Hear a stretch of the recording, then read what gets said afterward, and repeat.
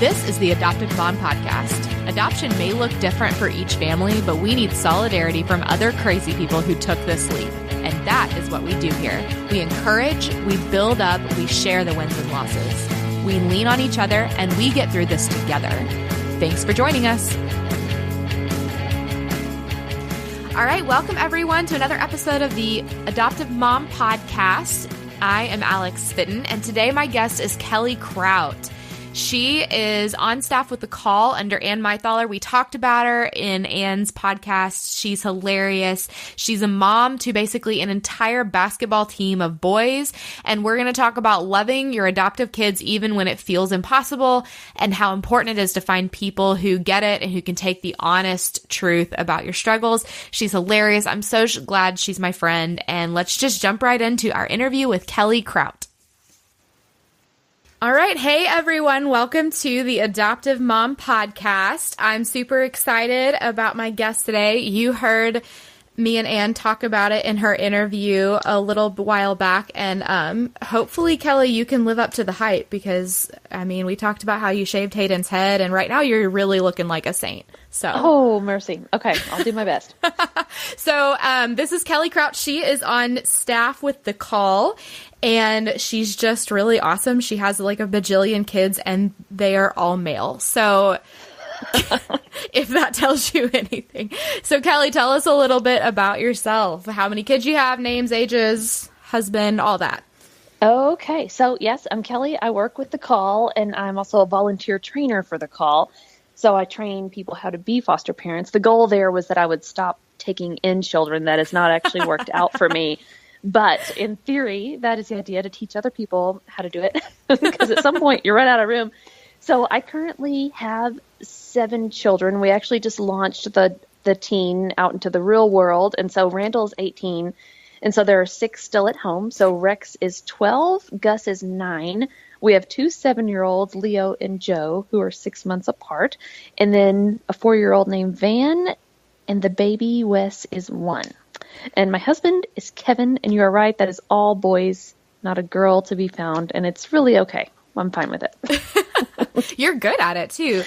So, okay, a few things. So, first of all, you can say Randall's name now. Yay. Yay, he's an adult. Yes, Woo-hoo. He can consent to giving me, permission to share some of his info and pictures and stuff. So that's been fun. It just feels more official. Yeah. And so the other part is you had 4 of these boys the good old-fashioned way, and then 3 of them were through adoption through foster care, right?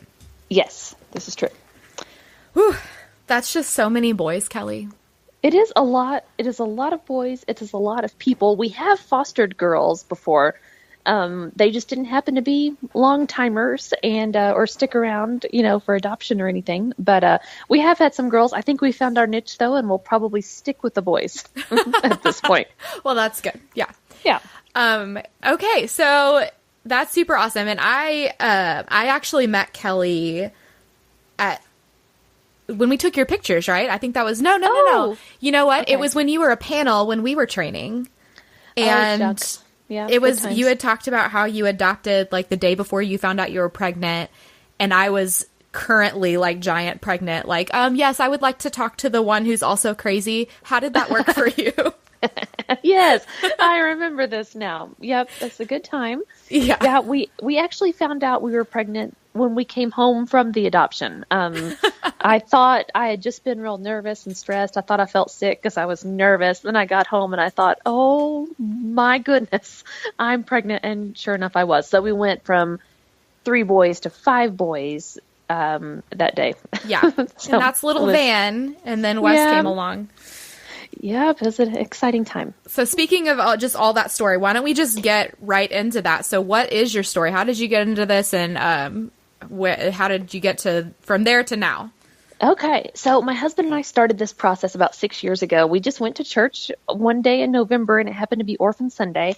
And I had always wanted to adopt. Kevin never did. And so we kind of just dropped it. But that day at church, the pastor just talked about all these different ways that you can care for the orphan, like being a mentor or, sponsoring a child or doing foster care or doing adoption or whatever. And something in his heart just changed that day. And on the way home, I was like, I feel like we need to be doing something. And he was like, me too. And we just sort of talked about the different ways that the pastor had mentioned, and foster care just made the most sense for us. And so at that time, our boys were 5, 3, and 1, and we decided to take in a teenager because we thought we've got a lot of little kids, like, let's take in somebody else. And so we started with a teen girl who we also still consider a part of the family. Ashton lived with us for about a year and a half before she moved on to live with other family. And in that time, we had several school-aged kids come and go for shorter little stays. And then we got also a baby in that time when we had her. And he was 17 months old and had been severely physically abused. And so he came to us pretty pathetic, and it was hard. He cried a lot, understandably, and it was a rough several months. But by the end of that year, it was pretty clear that the department was asking us to adopt him, or to see if they wanted us to move him somewhere else. And at that point, we're like, of course we'll adopt him. And then, as you know, we found out we were pregnant, and our teen had moved on at that point. And so we closed our home and took a little break. We were running out of space, and obviously there was a lot going on. So we adopted Joe in December of 2012 and built a bigger house in this meantime, this little 2-year break that we took, and worked on some stuff with Joe that we'll kind of touch on, I'm sure, a little bit later. But then we reopened, I guess, a year and a half ago or so, and our first placement was a little preemie baby that we got to bring home from the NICU, which was just dreamy fun because he was like 6 pounds and delicious. Yeah, he was just so freaking cute. Yeah, it was really just kind of amazing. And it's been kind of fun because he just looks like all of us. And so everybody assumes it's a bio kid. And so that's kind of funny when people are like, oh, he looks just like you. And I'm like, oh, that's hilarious because there's no reason for that. But anyway, we just take the compliments and go with them. And we were very much done. The kid didn't sleep through the night for like ever. He still doesn't all the time. But back in October, we kept hearing about this teenager, and it was just pulling on my heart. And every time I'd go to my husband and say, hey, what about a 4-year-old girl? What about an 8-year-old boy? He was like, nope, we're done. We're not taking anybody else right now. And so I just knew when I went to him with this teen, he was going to be like, are you freaking kidding me? No. And I was like, Kev, there's this teen, and I really want to take him. And he was like, oh, okay, well, tell me the story. I'll think about it. And I was like, what did you just say?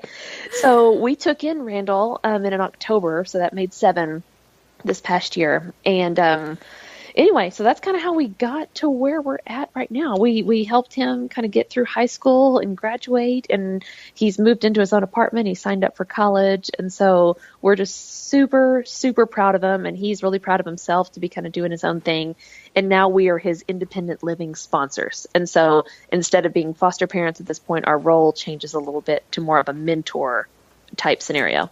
So That is the nutshell version there. Right. And okay, so I want to ask you for about a few details that I know, but I think would be really funny to share. So first of all, at one point, you guys did not live in the master bedroom of your home, correct? Oh, yeah. It was a really intelligent season of our life. I had gotten a phone call, and I was always just one like, hey, can we make this work? If we can make it work, then the answer is yes. And we took Joe in and had him in our bedroom for a while. That was the only way that it would work logistically and space-wise. But then after a couple of weeks of that, I was like, this isn't fun, and I don't want to share a room with a 1.5-year-old. So how can we rearrange? And so the way that the space was, we were able to put 4 kids in the master bedroom. So Kevin and I packed up our king-size bed, put it in like a 10 by 10 kid room, and we put 2 cribs and a bunk bed in the master bedroom. And the kids were like living the dream. They thought this was amazing. And we got it all moved, and I was like, oh, crap, this is awful. And Kevin's like, I'm not taking that furniture apart again. You're going to tough it out. And we're living like this. And it was a growing season for us. It was difficult. We shared a wall with our teenager. We had the bathroom in the hallway, and it was just super dumb. And so I tell all parents, don't do that. And no one appreciates their master bedroom like I do now. So I will not do that again. It's still just like so funny to me every time I think about that. Because I'm just like, I would just never do that, but more power to Kelly. Well, it was real dumb. I won't do it again, and I don't recommend it. But you know what? We were able to take in one more at that time, and so I suppose it was a good thing at the end of the day. So, okay, also, Wes, who was formerly known as Micro, which was super cute. Now, he was a little bit back and forth, and that, like, talk about that, because I know that your heart changed a lot through that process too. Oh, it absolutely did. We did not get into this to do another adoption. We didn't feel like we were very good at adoption, but we felt like we were pretty good at foster care. And so I was like, let's just foster. And so we take this itty bitty baby, and I get pretty attached to this baby because I'm up with him all night and I'm with him all day long. And it was a little slower for my husband because he was working a lot, and so he just wasn't around him. And he actually ended up moving in with a family member after we had him for about 6 weeks. And I remember putting him in that car and just feeling like, oh my God, I just put my baby in this car and I'm never going to see him again. Like, that's my kid. And people have told stories like that, and I just didn't believe it until it happened to me.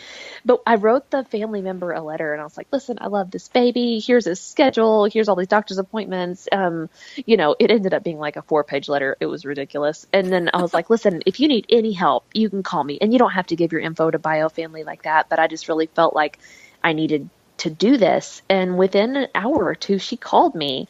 And she was like, I can tell how much you love this kid.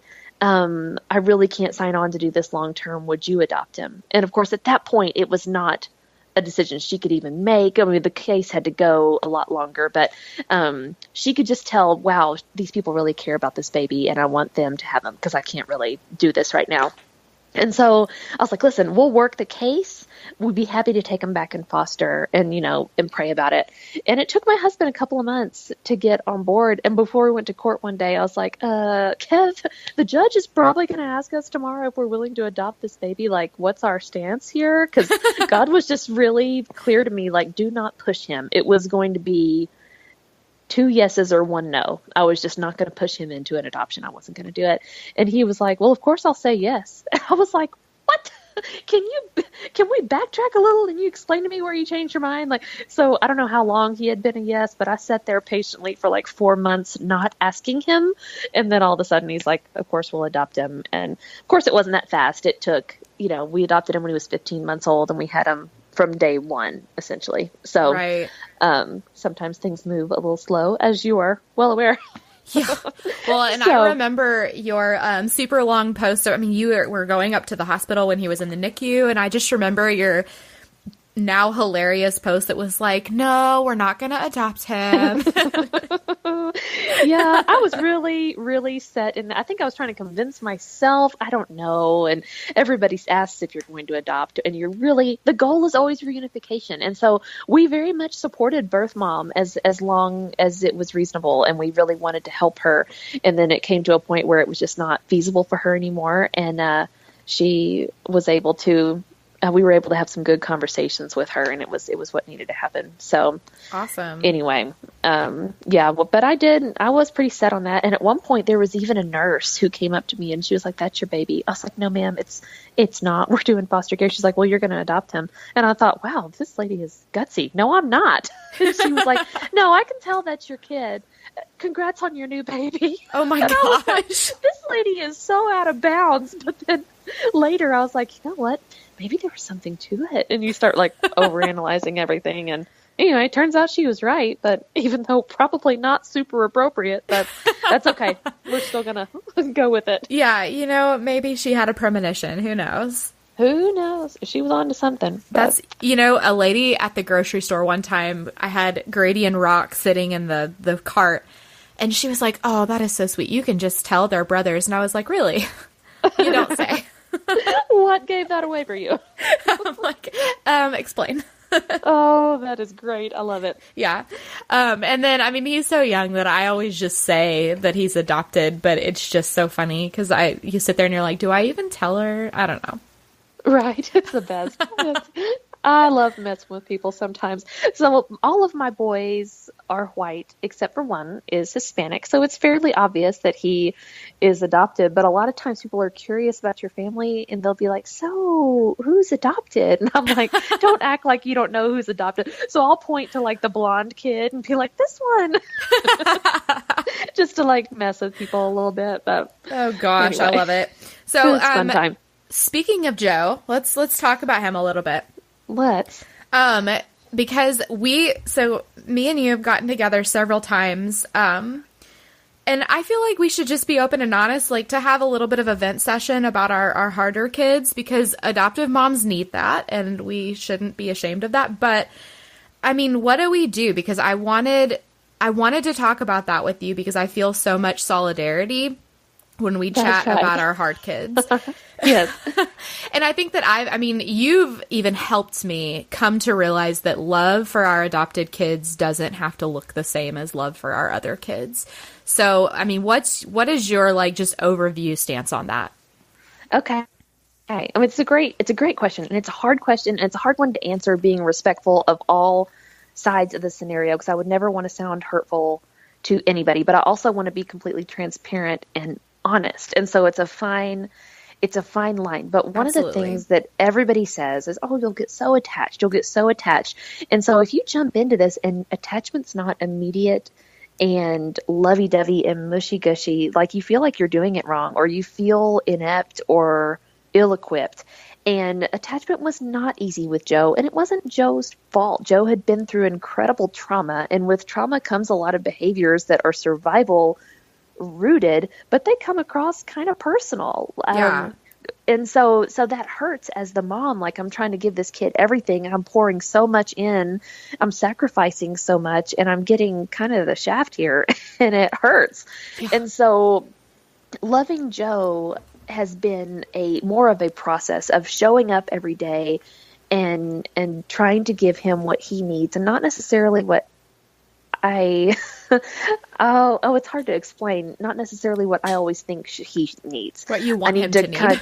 Right, what I want him to need. I want it to be easy. It's not always easy. And so trying to figure out what is it that he really needs and how can I accommodate that. And over the last several years, I'm real open about the fact I have done a ton of therapy myself. And I became aware that my own attachment skills were not that good. This was not all on Joe. So I've worked a lot on my own ability to attach to other people, and specifically to Joe. And so that's been just a process of figuring out why some of his stuff bothers me so much. You know what? It's not his fault that bothers me. It's my fault that it bothers me. So what's underneath that? And so trying to figure out some of my own triggers and just making a point to connect with him in the way that he needs. So it has been a process. It has been harder, but I'm so proud of my love for Joe, because he and I have worked hard to get where we're at. And I'm incredibly thankful for him, because he 100% changed the way that we parent, and we needed to change the way that we parent. So I am incredibly thankful, because our ship just turned completely the other direction to accommodate him, and it has been beneficial for everybody. So it's been a process for sure. Well, and that's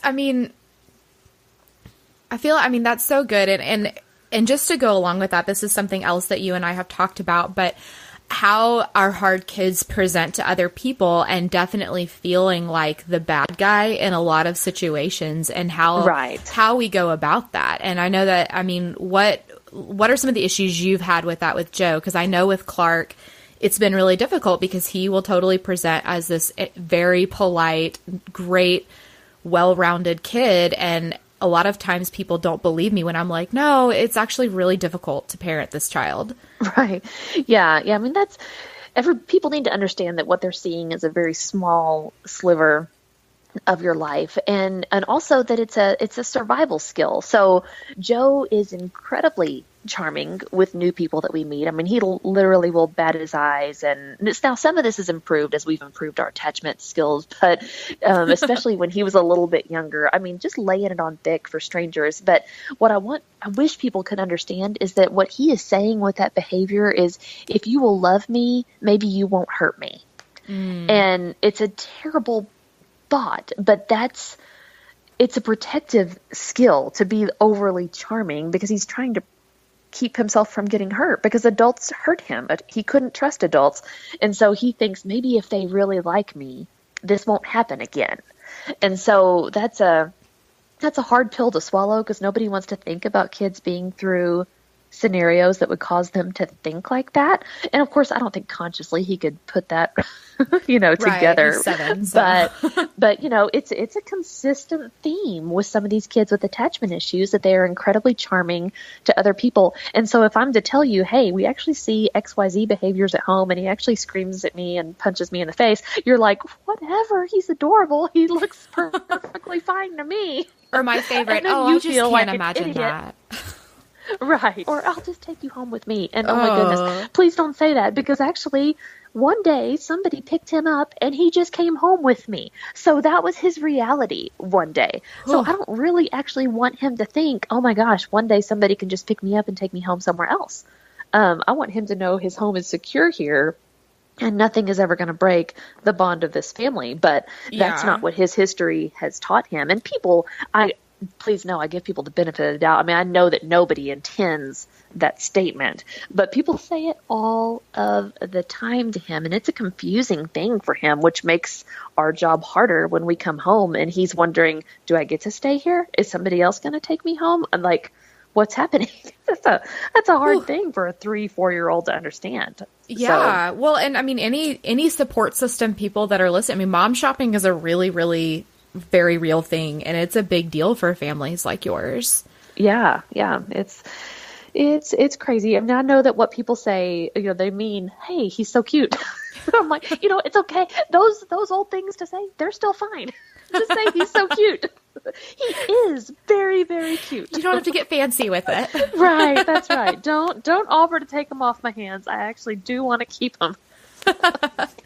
So, oh goodness. Okay, so I mean, we said earlier, so Joe's 7, right? And yes. So these behaviors are super difficult even in a 7-year-old, but now you've had multiple teenagers, but one that seems like he's going to stick around a little bit in some capacity. And I have a teenager, and those, I mean, I call that charming behavior. I call it building his house of cards. And for him, when one card gets pulled out and he, a lie is discovered or people see through him just a little bit, that's when the outburst happens, because the whole house of cards just comes tumbling down. I mean, did you see that with Randall at all? Not really. Randall was a little unique in that when I had him, it was his first time in foster care as an older youth. And so he'd not been in the system, and, he was just kind of unique. He's also given me permission to share some of his stories, because I do the trainings, and I'm like, hey, if there's ever anything you don't want me to share in a training, you need to let me know, because I'm going to use this, because this is some crazy stuff.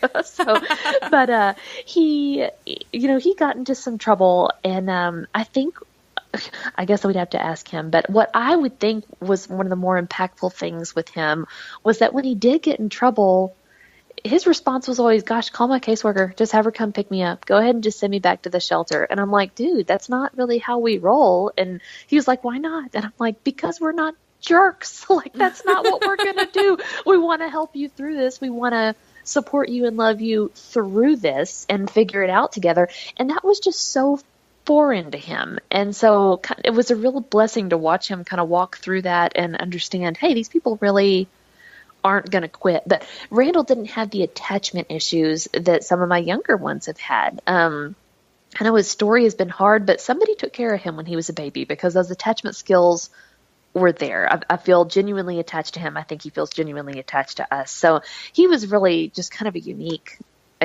teenager.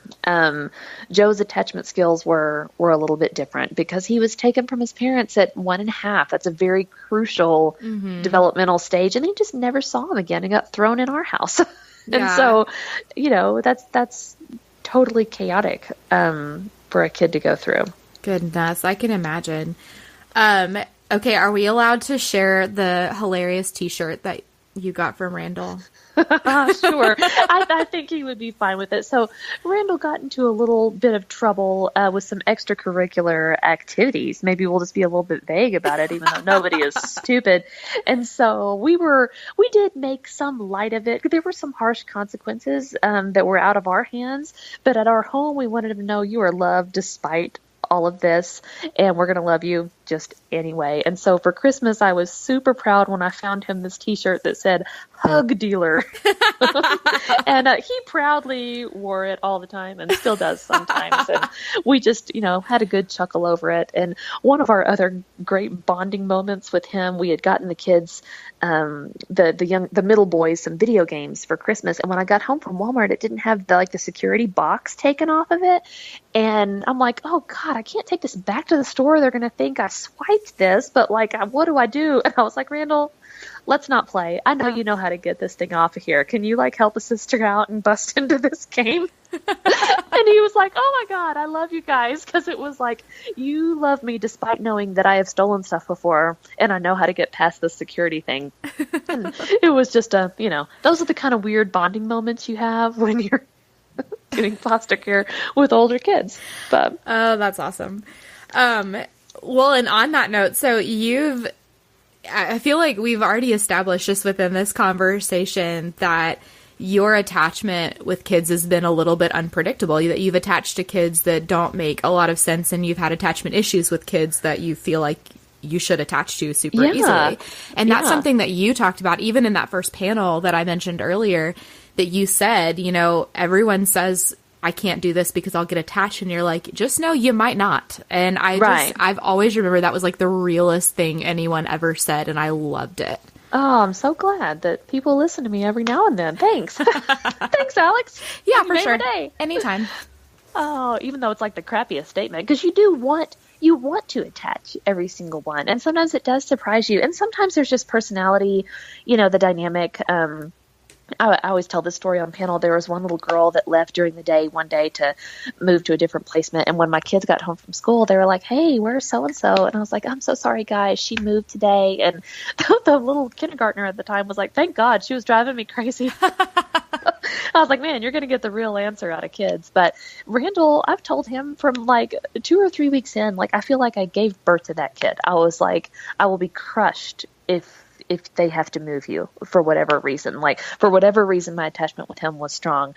And then Joe, we got as a baby, and it was hard, but it was just because his life had been so hard that he had a major, major wall built up. And on the day-to-day now, in times of stress, it's easy to backtrack to that when it's just really hard again. And I've got to, take a step back and take a deep breath and remember that what he needs is, especially in those times of stress, remembering that he is loved and this is permanent here. So, yeah. Anyway, that's such a good word, because I feel like that's something that I try really hard with both of my boys when they get really hard, is I try to remember just how much this is not their fault. And right. It's hard because at the moment it just really feels like it's their fault because they're the ones doing it. Right. But, I think that that's such a good exercise, is being able to center yourself and say, okay, why is he doing this? Why is he lying? Why is he stealing? Why is he doing X, right. Y, Z? And when you can trace it back to oh, this was actually a survival skill for him. And that's been really helpful. And I've even told Clark that just when I was so angry at him for lying, and I just wanted to, I'll be honest, I just wanted to pull the car over and be like, get out. I cannot sit next to you right now. And I just somehow, by the grace of God, I was like, you know what? I really hate that you lie, but I'm proud of you for, in a time where you were literally fighting for your life, you found a way to protect yourself. And I hope that someday you'll realize that you're not still fighting for your life. And I have no idea where that came from, but I think that at least part of it was from our conversations just about seeing the why behind their behavior. Right. It just adds a lot of compassion when you can go back and remember, gosh, this kid has been through stuff nobody should have to go through. And so there are going to be some consequences of that are just not their fault. And it's hard, but it doesn't make it, it just doesn't make it easy to walk through it with a kid. So, it's tough when those behaviors seem directed at you. Yeah. Oh gosh. Yes. You're like, yes, I know. They but just really do. It's been really cool though, to be able to look back and see, when I say we changed the way that we parented because of Joe, we used to use more of an old school approach is what we call it, timeouts. We did used to spank, our biological kids, not any foster kids. I've never spanked a foster kid. Let's be real clear on that. But we did if use to spank our biological kids. And, when Joe got adopted, he was treated like everybody else. And we just, if you can't act right, you can go to your room till you can pull yourself together or whatever. And we just began to see, wow, he's getting worse and worse and worse. He should be getting better. And so I just started pouring myself into brain trauma research and looking for new answers. And I ran across a proverb one day, just like crying out to God, like, I know you called me to do this. And I feel so ill-equipped. Like, you've got to help me if you want this to work out. And the proverb said, desire without knowledge is no good. Like, he who makes haste with his feet misses the way. And I'm butchering that, but it is in the Bible somewhere, and I could look it up and have that for you. I mean, I fully believe you, so we're good. Yeah. Okay. It's good. I did read it in the Bible, but it just struck out to me. Desire without knowledge is not good. Like, I had the desire to help. I wanted to do a good thing. I wanted to help these children, but I did not know enough about trauma and trauma-informed care and how to help a brain heal from that kind of injury. And so I just poured myself into the research and going to conferences, and it just became real clear, wow, we are not doing this right. This approach will not work with him. But it's real hard to parent a group of kids two different ways. And so we just changed how we parented everybody. And so now we use what we call a more connected parenting approach. And it is inconvenient, and it is time consuming, and it is a complete paradigm shift from how most of us were raised as kids. But it has been so life-changing for all of us. We've got better relationships with our bio kids now, and we have seen such growth with Joe. I wish I had known all of this stuff before we started the whole process. Yeah.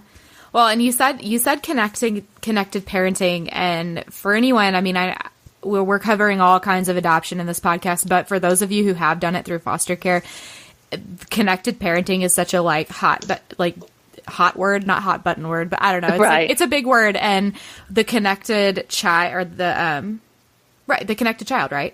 Yes. Yeah. The Karen Purvis. For some reason, it just escaped me for like a split second. I own the book. I should probably know, but I won't even say it's like the foster parent Bible, but it's very close. It's pretty close. Yeah. Every time I read it, at least I'm like, this is a bunch of crap. Who has the patience for this? But it works. It does work. And it is such an exercise in self-control for parents to like stop and take a deep breath and realize, what do you need right now? Like how, and stopping. One of our biggest things that we used to screw up all the time was a kid throwing a fit, just trying to be like, dry it up, stop, like get it done, get your room clean or whatever it is. Yeah. You know what? In the moment that they're freaking out, Like, we've got to help them get back down to zero before we can try to teach them something. And that was one of the hardest things for me, like, because it felt like coddling a fit. But what my kid was telling me right now is, I am so stressed and I can't handle life right now, and I need someone to help me.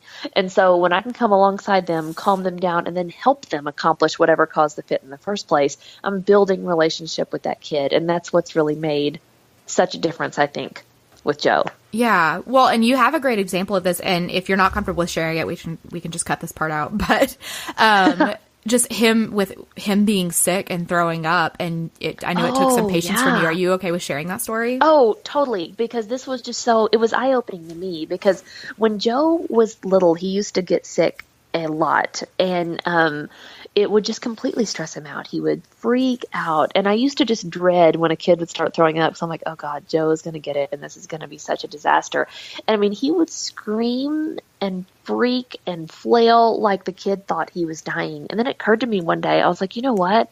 he threw up a whole lot after he was really, really hurt, and it was a genuine medical concern. I was like, what if he actually thinks he's dying?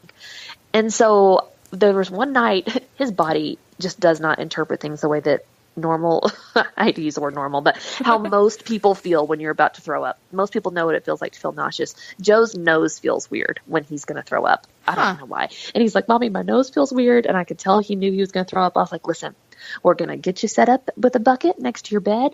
If you throw up, it's going to be okay. And listen, I want to tell you something, Joe. If you throw up, I promise you are not going to die. You're going to throw up and it's not going to feel good. You're going to throw up in the bucket. I'm going to get you some water. I'm going to wipe your face off. I'm going to tuck you back in, but you're not going to die. I want you to tell me. Say, I'm not going to die.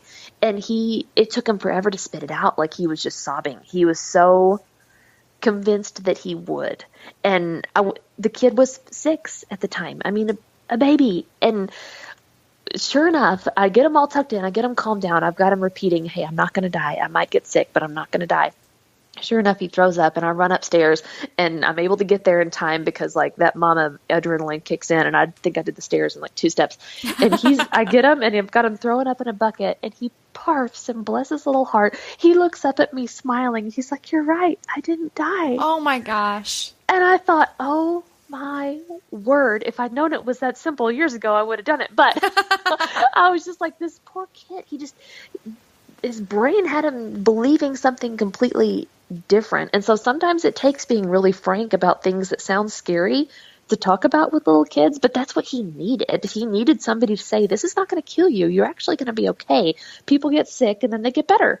And it was a cool bonding moment for me and Joe, because he was so proud of himself. I was so proud of him. And I mean, who enjoys it when their kid is sick? Like, it's terrible, but it was such a cool moment for us. And I just felt like he grew up 3 years that night. Like, yeah, it was a big deal. Well, and you found out, I mean, that just, what do you need right now? What do you actually need when you want to just be like, this is not a big deal, grow up or whatever. But, right. You know, you found that why, and that's just so important. And I'm finding that more and more, even with Rock, as I'm starting to see some of his behaviors come forth and some of his sensory issues. And I just want to treat him like I treat my other kids. And as much as I tried to like will him to be normal, he's struggling, and I'm having to accept that and admit that to myself a little bit, which is really hard.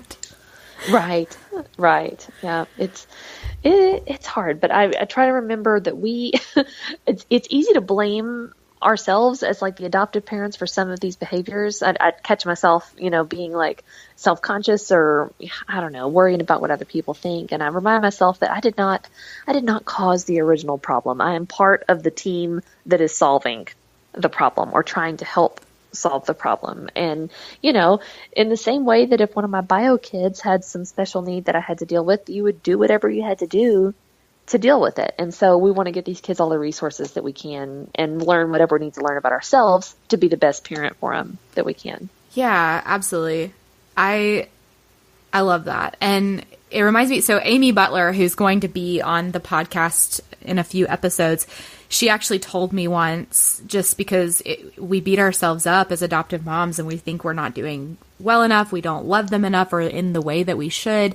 And she was like, most people say no. God asks us, or Jesus asks us to take care of the orphans, and most people say no, but you said yes. Well done, good and faithful servant. And I had just never heard it like that. And I was just like, oh my gosh, thank you. Because that just puts it all in perspective. We beat ourselves up over and over and over again, but we already said yes. Right. Yeah. No, that feels good. That's all warm and fuzzy. Yeah. But sometimes we need the warm and fuzzy in the like heat of it. For sure. And every now and then we get those little moments. We had it was 2 summers ago, we were trying to leave the pool, and I did not prep Joe appropriately, and it was just not a day that he could handle a transition. Transitions are hard, and he lost his ever-loving mind. And I left that pool with him kicking and screaming, and we looked like complete idiots, and he screamed all the way home. And I told Kevin, I was like, all I can do, I'm just going to take him upstairs and rock him. I don't know what else to do. I'm going to get a cup of milk. He's like 4, and you deal with the other kids, and I'm just going to do my best to get him in bed. And he was like, Godspeed. So I took Joe upstairs, who is like sweating and flailing and screaming, and he can barely open his eyes. They're so swollen. And I just got in a dark room and I just started rocking him. And eventually he calmed down enough to take some of that milk and in just a little sippy cup. And because I wanted him to have something on his belly, but the boy needed to go to bed. And so I got him calmed down. He almost fell asleep in my arms. I tuck him into bed. It took a while, but I was like, hey, I'm going to take a W here. He's in bed asleep. Like, we didn't really deal with the fit at all, but we'll talk about that tomorrow, about how we leave the pool. Well, fast forward like a year later, I was rocking him before bed, and I read him some little story, and I was like, oh, I love this story. I used to read this to you when you were little. He's like, yeah. And you remember also when I was little that one time I was so sad, but you rocked me and you gave me milk. That made me so happy.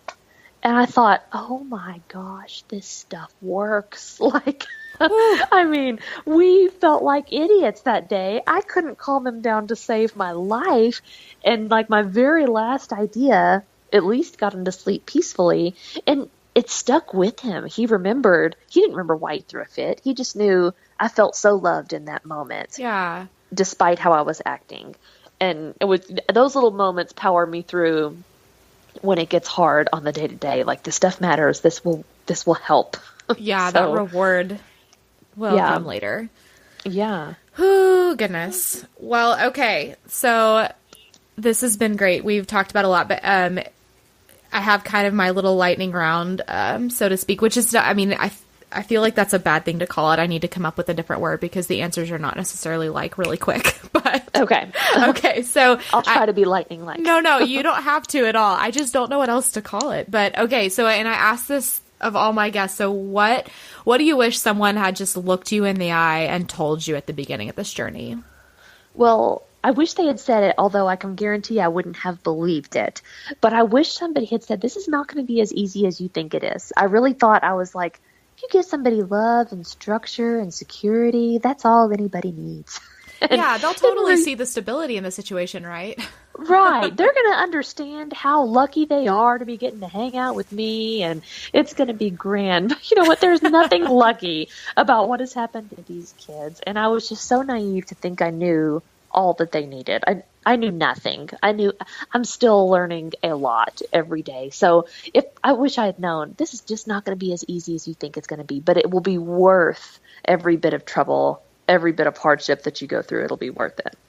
That's good. And I mean, we all need to hear that, because even, I think I talked about this with Anne, but I feel like even our naiveness in thinking that it's going to be hard, I'm like, sure, this is going to be really hard, but we can totally do it. And we've just realized, like, no, you actually can't. Only God can get you through this, because This is really hard. You're going to need a tribe. Yes, that's good. Yeah, for sure. So, okay, what do you wish you had done differently?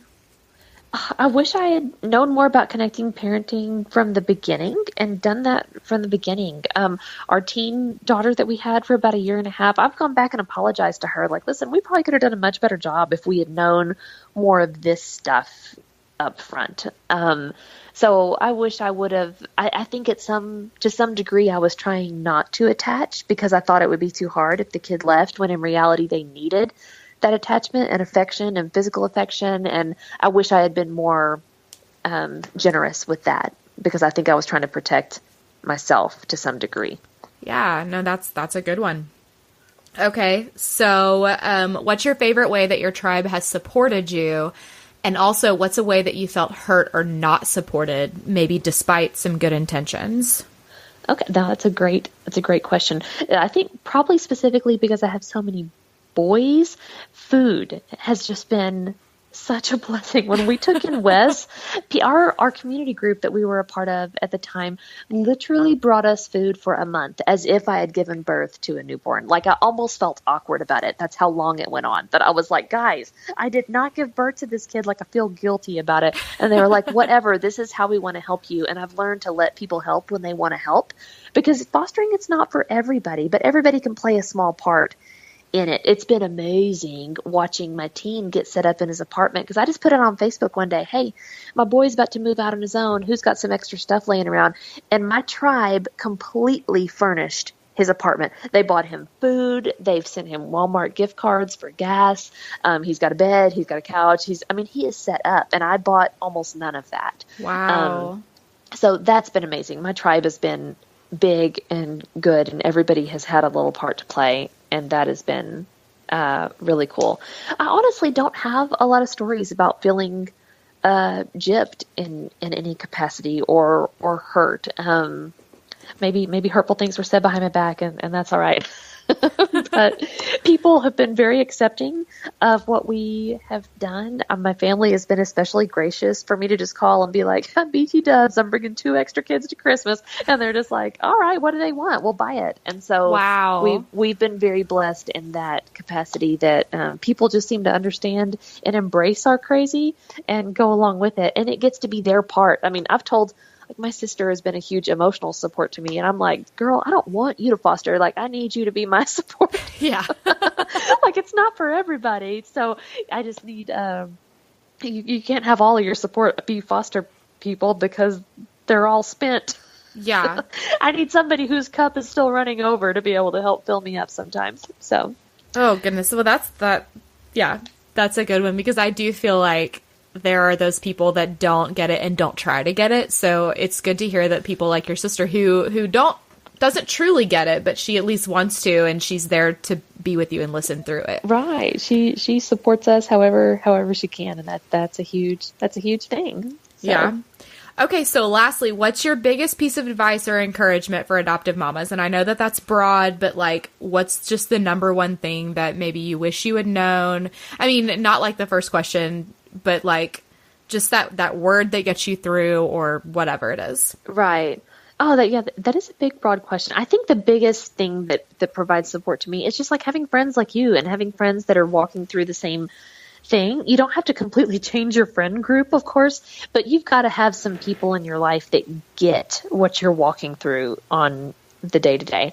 So just having, having a support group of people that understand and have some more experience than you, that helps so much. So someone you can call and say, hey, what do I even do with this? And they can say, dude, I'm sorry you're walking through that. Here's some ideas. And so, not everybody can do that because it's a pretty unique niche that we've walked into. Yeah. So just having some people that know what's up. Yeah. Well, and from personal experience, having someone like you that like, just find someone that you can send the SOS text to, like, coffee tonight. Right. I'm very serious. Yes. And I want to be the kind of person, like, you can say what you actually think, and it's okay if it's ugly. Like, I've got no judgment for you. I've got no judgment for anybody. I get that this is hard, and there's some real value in being very real and vulnerable in this so that we can get to where we're going. Because the heart behind the matter is that we really want to help and we want to do the right thing. And sometimes you got to mud through the ugly part to get to the beautiful part. And so it's okay to feel what you feel and move from there. So that's been a big learning piece for me. Well, it's a good one for sure. So, shucks. Thanks. Yeah. I try. Well, and this has been awesome. So where can like people find you on social media and stuff like that? We already talked about how you're on staff with the call and you're great at venting too. I know that. So yes, I can do that. I am on the Facebook, as my husband calls it, Kelly Krout, Krout. And I'll friend you if you friend me. I also have Instagram. It is private, which I've moved to private for the privacy of some of my adopted boys. But if I've got some mutual friends with you, I'll probably accept you too. So go find me and I'll follow you back. So it's a fun time, but you gotta love the social media. It's a good outlet. It's always that catch-22. Oh goodness. Yeah. Okay. Well, thanks, Kelly. This has been really fun. I always love talking to you. Well, thanks, Alex. It's been a great time. We'll talk to you later.